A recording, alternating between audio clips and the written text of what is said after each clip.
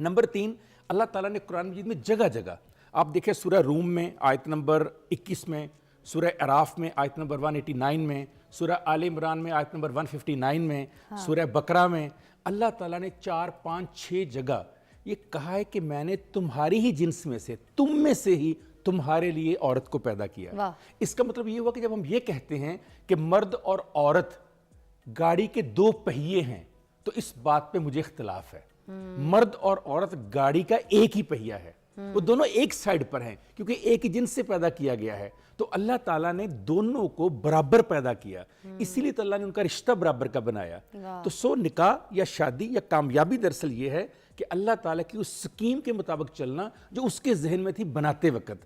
तो कामयाब शादी ये है कि जब आपने कौलो फेल आपका आ गया, दूसरे के साथ प्लेज कर दिया आपने, अब आपने आखिरी सांस तक इसको किस तरीके से लेकर चलना।